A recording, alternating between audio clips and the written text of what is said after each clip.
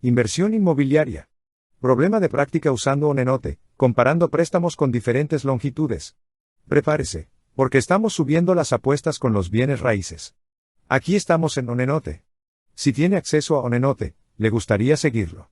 No está obligado a hacerlo, pero si lo deseamos, estamos en el icono, lado izquierdo, problemas de práctica.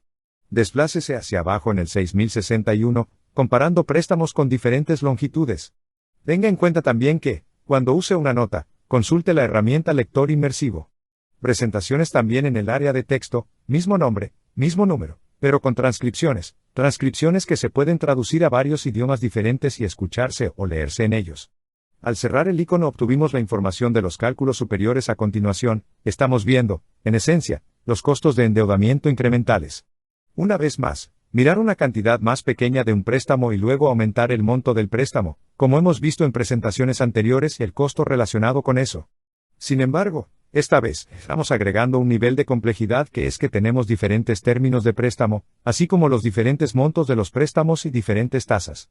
Así que la comparación lado a lado sería en el lado izquierdo. Tenemos la casa de $170,000, imaginando que ponemos el 10% de enganche, que serían los $17,000 de enganche, sacando la calculadora de confianza que entonces, por supuesto, sería el 170,000, multiplicado por el punto 1, o el 10% 17,000 menos el préstamo de 170,000, luego en el 153,000 este es un préstamo a 30 años por 360 periodos, eso sería 30 por 12 la tasa es en el cálculo de pago del 8.5% basado en eso. Utilizando el cálculo del PMT, siendo el 1001 7,644 frente al préstamo del lado derecho, poniendo un 20% de enganche.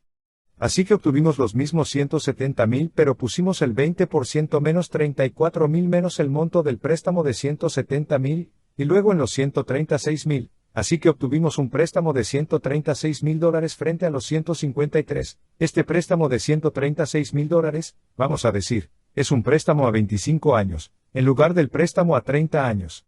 25 por 12 serían meses de 300 meses de pagos.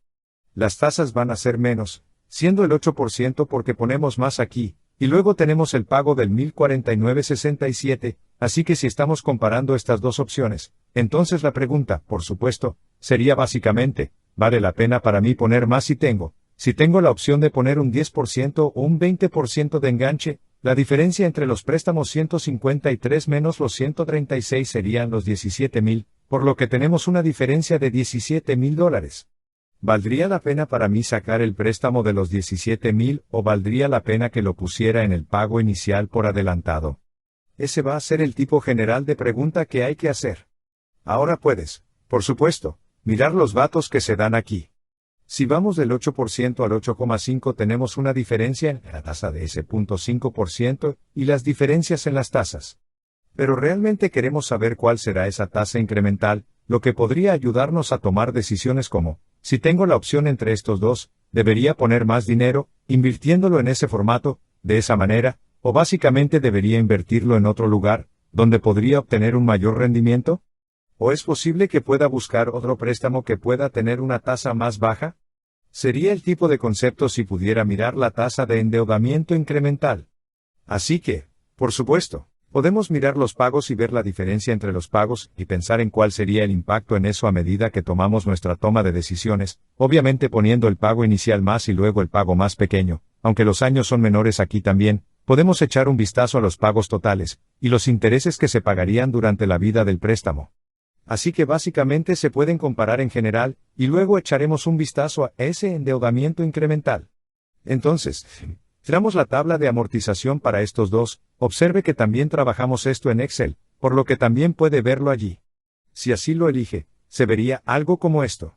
Conseguimos los dos préstamos. El de la izquierda tiene la mayor cantidad de los 153 frente a los 136, tenemos el de la izquierda calculando al 8,5 en la tasa de interés. Los pagos se calculan aquí a la derecha utilizando la tasa del 8%. Y este sería el cálculo de pago que el de la derecha termina después de que tengamos los 25 años. Fueron 25 sí, 25 años frente a los 30 años de la derecha. Por lo tanto, este se amortizaría por completo a los 25 años frente al segundo, que sería a los 30 años. Así que si pensamos en esa comparación y tratamos de decir, está bien, déjame ver si puedo conseguir un lado a lado. Aquí, Y luego piense en cuáles serán los costos incrementales de endeudamiento. Entonces, para calcular los costos incrementales de endeudamiento, queremos saber las diferencias entre los préstamos. Entonces, entre estos dos préstamos, determinamos que la diferencia entre los montos del préstamo serían los 17,000, por lo que la pregunta es, por supuesto, ¿debo poner los 17,000? En esencia, invertirlo por adelantado en la casa, y obtener un rendimiento del aumento en el valor de la casa, y posiblemente estar un poco más seguro con respecto a mis pagos, etc. ¿O debería llevar esos 17,000 e invertirlos a otro lugar donde pueda obtener un mayor rendimiento? ¿O debería buscar otro préstamo que posiblemente me daría una mejor tasa cuando considero básicamente la tasa de préstamo incremental? Así que esas son tus ideas. Entonces, si miramos las diferencias, podemos pensar en este tipo de problema. Por supuesto, lo que haríamos es tratar de descomponer esto, como hemos visto en el pasado, en los flujos de efectivo. Así que este fue un escenario de flujo de caja un poco más complejo. Entonces, usar un cálculo de tasa se vuelve un poco más complejo, así que vamos a usar nuestro cálculo de TIR. Así que desglosaremos las diferencias en un análisis de flujo de caja para ayudarnos a determinar cuál sería la tasa incremental.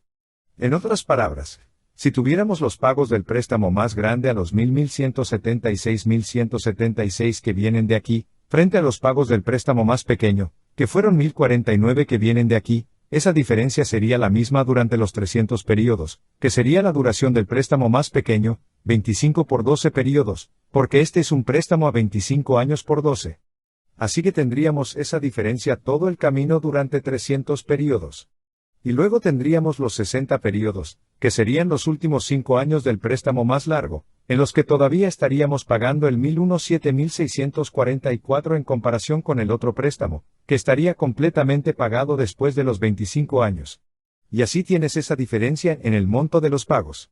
Así que esas van a ser nuestras diferencias en el pago, así que estamos viendo la diferencia y el monto del préstamo, y las diferencias en los montos de pago, teniendo en cuenta el hecho de que estas dos cosas tienen diferentes longitudes. A continuación, trazaremos un mapa de esas diferencias utilizando nuestro cálculo de TIR. Ahora, de nuevo, cuando estás viendo esta diferencia, una especie de cálculo, podrías pensar en ello de cualquier manera. Se podría decir, bueno, si paso del préstamo más grande, básicamente, al préstamo más pequeño, sería como un aumento de $17,000, en esencia, ¿verdad? Una diferencia de aumento de efectivo, básicamente. Y luego pagarías más de la diferencia en los pagos, los 127 que sacamos los centavos, y luego, al final, durante los últimos 60, los 1,776 o podrías pensar de otra manera, y hacer, básicamente los 17,000 negativos. Y todo el lado del flujo de caja también va a ser positivo en ese caso. Así que podrías verlo de cualquier manera. Pero obviamente uno tiene que ser negativo, el otro tiene que ser positivo para poder calcular la tira al final. Así que tenemos los 17,000, tenemos los pagos de los 127, cuando lleguemos a los últimos 60, vamos a tener la diferencia en los pagos, que simplemente será el 1,176, así que eso va a suceder aquí en alguna parte. Entonces, 1,176 si tiramos eso hacia abajo, entonces podemos calcular nuestra TIR. Entonces, si sumamos la suma de los pagos, llegamos a 91,617, si tomamos la TIR, que sería simplemente la función de la TIR, la tasa a la que esa serie de pagos de flujo de efectivo sería 0. Llegamos a 10,71, por lo que esa sería la tasa a la que esa serie de pagos sería 0. Así que, de nuevo, puedes usar esa información. Obviamente es diferente al 8.5 y al 8 para tomar las decisiones, en cuanto a si quieres poner los 17,000 en la casa para obtener el rendimiento de la casa, o si quieres ver si puedes obtener otro préstamo que pueda tener una tasa más favorable, posiblemente para cubrir esos 17 adicionales si es necesario, y o pensando si pudieras invertirlo en algún otro lugar, para llegar a obtener un rendimiento mayor. Así que,